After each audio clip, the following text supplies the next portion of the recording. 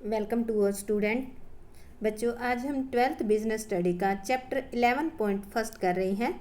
Chapter का नाम है मार्केटिंग एंड मार्केटिंग मिक्स। इस चैप्टर का आज हमारा 9वां लेक्चर है और आज का हमारा टॉपिक रहेगा, इसमें प्राइस मिक्स के बारे में हम स्टडी करेंगे। तो इसमें देखो, 9वें लेक्चर में प्राइस मिक्स क्या होता है। प्राइस मिक्स मूल्य निर्धारण से पूर्व ध्यान रखने वाले कौन कौन से घटक है। यानी कि जब भी आप कोई मूल्य निर्धारित करते हो अपने वस्तु का, तो उससे पहले आपको कौन कौन सी बातें ध्यान में रखनी चाहिए। तो इन सब के बारे में आज हम प्राइस मिक्स, यानी कि एक प्राइस को आप सेट करते हो, डिसाइड करते हो, तो कौन कौन सी बातों को आपको ध्यान में रखकर प्राइस आपको निर्धारित करना चाहिए, वो हम स्टडी करेंगे। और ये है हमारा 9वां लेक्चर। इससे पहले हमने 8वें लेक्चर में पैकेजिंग किया था। अगर आपने नहीं देखा है तो आप मेरे channel gauge and success point पे 12th बिजनेस स्टडी की प्लेलिस्ट बनी हुई है, उसमें जाकर आप बिजनेस स्टडी का कंप्लीट सिलेबस देख सकते हैं। तो हम अपना लेक्चर स्टार्ट करते हैं और आज का हमारा टॉपिक है प्राइस मिक्स। तो देखो, जो ये सेकंड मिक्स है, इससे पहले हमने प्रोडक्ट मिक्स के बारे में किया 7वें 8वें लेक्चर में, और अब ये सेकंड मिक्स हमारा है प्राइस मिक्स।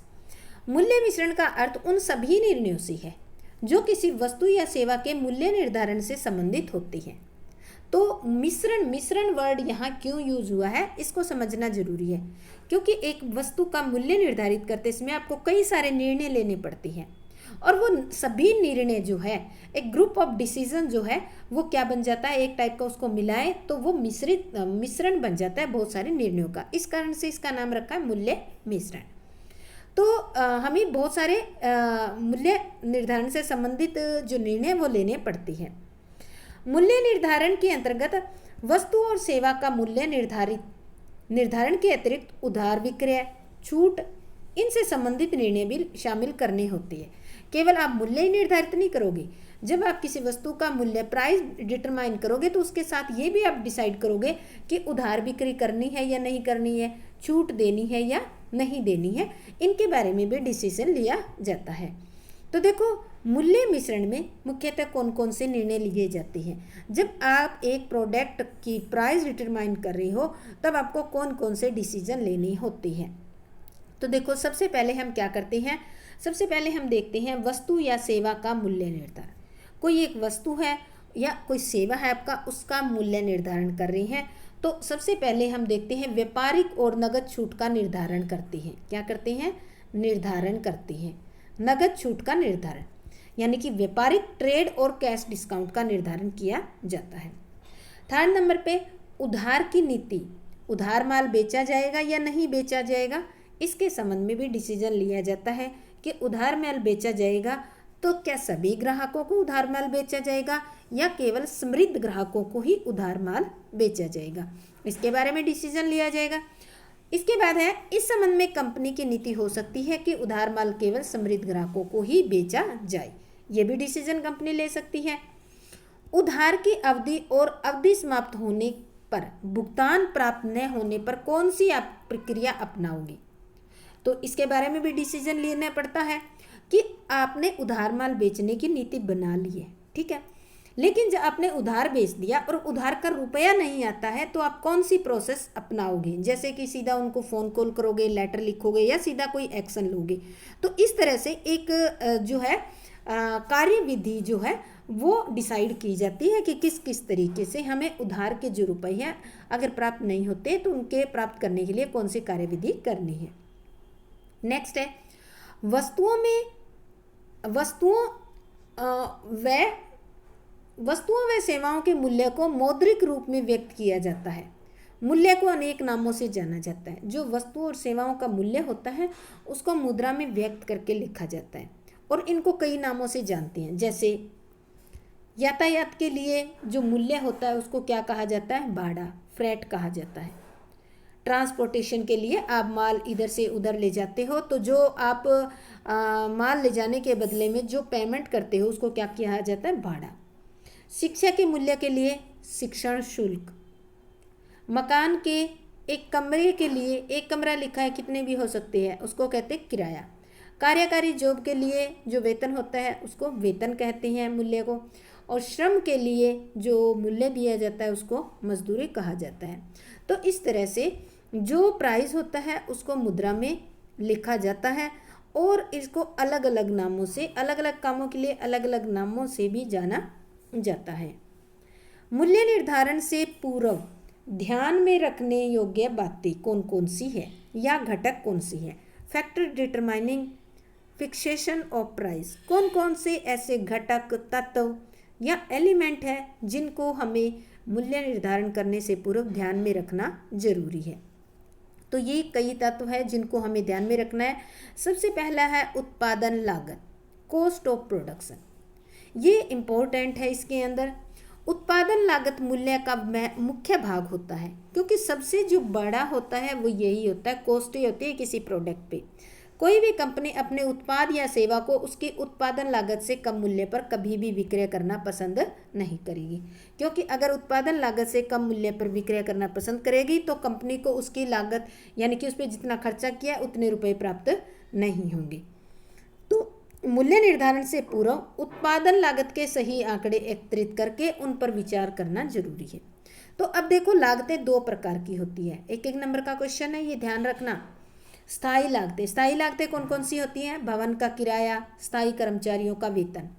यानी कि स्थायी लागतें वे लागतें होती है, चाहे फैक्ट्री के अंदर प्रोडक्शन हो या ना हो, ये खर्चा होता ही होता है। जैसे अगर आपने कोई बिल्डिंग किराए पे ले रखी है तो प्रोडक्शन हो या ना हो किराया आपको देना ही पड़ेगा। परमानेंट एम्प्लॉय है तो चाहे प्रोडक्शन हो या ना हो, परमानेंट एम्प्लॉय को सैलरी देनी ही पड़ती है। सेकेंड आती है परिवर्तनशील लागत, वेरिएबल कॉस्ट जिसको बोलती हैं। ये होती है कच्चा माल, मजदूरी आदि। हाँ, वेरिएबल कॉस्ट जो होती है वो केवल तभी पे करनी पड़ती है जब प्रोडक्शन होता है। जैसे कच्चा माल कब यूज होगा? जब प्रोडक्शन होगा तो ही कच्चा माल यूज होगा, तभी ये कॉस्ट होगी, अदरवाइज नहीं होगी। वेजेज जो मजदूर होते हैं, जो टेम्परेरी होते हैं, जिनको काम के दौरान ही बुलाया जाता है, जब काम नहीं होता तो उनकी छुट्टी कर दी जाती है। तो ऐसे मजदूरों को जब प्रोडक्शन हो रहा है तभी उनको काम दिया गया है और तभी उनको मजदूरी दी जाएगी। मूल्य कम से कम इतना तो अवश्य होना चाहिए आपके प्रोडक्ट का कि वो परिवर्तनशील लागतों को पूरा कर सके। कम से कम इतना मूल्य तो जरूर होना चाहिए ताकि जो आपकी परिवर्तनशील कॉस्ट है कच्चे माल के और जो ऑपरेशन के जो खर्चे होते हैं उनको पूरा कर सके। क्योंकि स्थायी लागतें तो होंगी चाहे उत्पादन किया जाए या नहीं किया जाए, पर कम से कम मूल्य की बात आती है तो इतना मूल्य जरूर रखना है कि आपकी वेरिएबल कॉस्ट जो है कवर हो जाए। सेकंड आता है आपका वस्तु की मांग, डिमांड ऑफ प्रोडक्ट। तो मूल्य निर्धारण करने से पूर्व वस्तु और सेवा के बाजार में मांग का भी अध्ययन कर लेना चाहिए। पूर्ति की अपेक्षा मांग अधिक होने पर मूल्य अपेक्षाकृत अधिक निश्चित किया जा सकता है। अगर मान लेते हैं मांग क्या है, ज़्यादा है, किससे? पूर्ति से। अगर आपकी डिमांड जो है सप्लाई से ज़्यादा है तो निश्चित ही है कि लोग आपको ज़्यादा प्राइस देने के लिए तैयार हो जाएंगे, तो आप ज़्यादा मूल्य रख सकते हो अपनी वस्तु का। प्रतियोगी फर्मों का मूल्य, प्राइस कॉम्पिटिटिव फर्म्स। तो मूल्य निर्धारण करते समय प्रतियोगी फर्म के मूल्य पर भी विचार करना जरूरी है। आपके जैसा प्रोडक्ट कोई और कंपनी भी बना रही होगी तो आपको वो भी देखना है कि उस कंपनी ने अपने प्रोडक्ट का प्राइस क्या रख रखा है, तो ये जानना भी बहुत ज़रूरी है।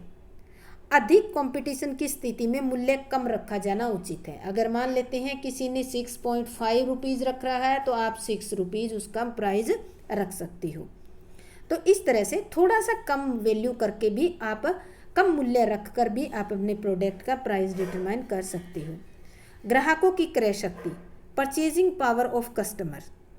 यह भी ध्यान रखना चाहिए कि ग्राहकों की क्रय शक्ति कितनी है और वे किस मूल्य पर कितनी मात्रा में क्रय कर सकती हैं। अब बात आती है ग्राहकों की क्रय शक्ति और ग्राहक कितना मूल्य दे सकते हैं। यह आपके प्रोडक्ट पे डिपेंड करता है कि आपका प्रोडक्ट कौन सा है और ग्राहक उस प्रोडक्ट को कितना खरीदते हैं। क्या रूटीन में खरीदने वाला है या कभी कभी प्रोडक्ट खरीदने वाला है, तो उसी के बेस पे आपको डिसीजन लेना होगा। सरकारी नियम, गवर्नमेंट रेगुलेशन। यदि किसी वस्तु और सेवा का मूल्य सरकारी नियमों के अनुसार निश्चित किया जाना जरूरी हो तो इस बात का भी ध्यान रखना चाहिए कि गवर्नमेंट के रूल रेगुलेशन क्या कहते हैं, उनको फॉलो करना जरूरी होता है। अगर उनको फॉलो नहीं करोगे तो फिर आपको बाद में प्राइस चेंज करने की नौबत आ जाएगी। आगे आता है ऑब्जेक्टिव।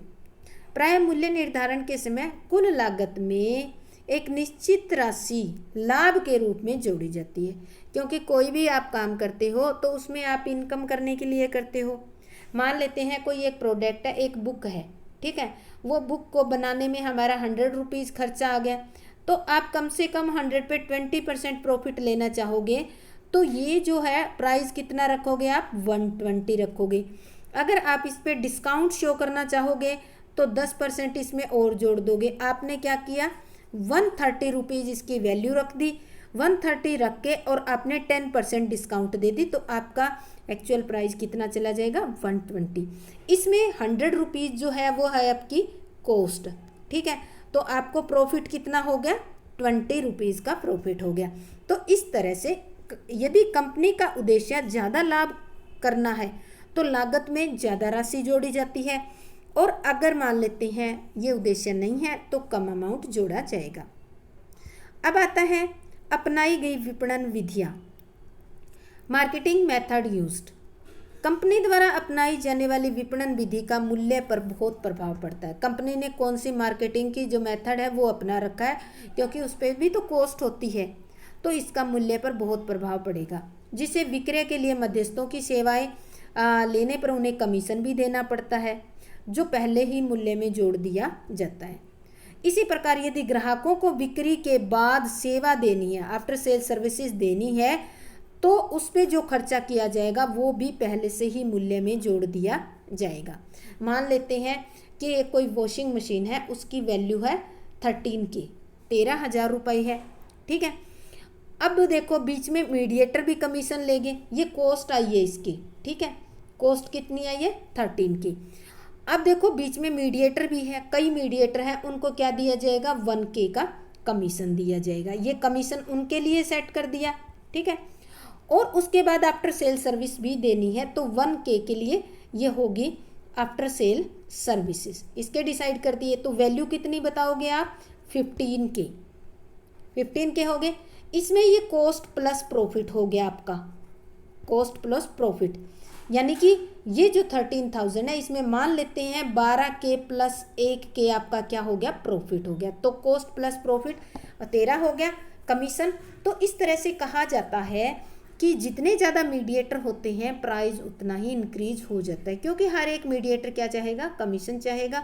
तो इस कारण से जब भी आप प्राइस डिसाइड करो प्रोडक्ट का, तो इससे संबंधित जितने भी घटक है जो मूल्य को प्रभावित करने वाले तत्व हैं उनको ध्यान में रखना चाहिए। और ये वाला टॉपिक बहुत इम्पोर्टेंट है, तो इसलिए इसको बहुत अच्छे तरीके से करना है। उम्मीद करती हूँ कि आपको बहुत अच्छे से समझ में आ गया होगा। तो अगर आपने पीछे वाले लेक्चर नहीं देखे हैं तो पीछे वाले भी देख लेना, और फिर हम इससे आगे वाला लेक्चर हम करेंगे प्रमोशन मिक्स के बारे में स्टडी करेंगे।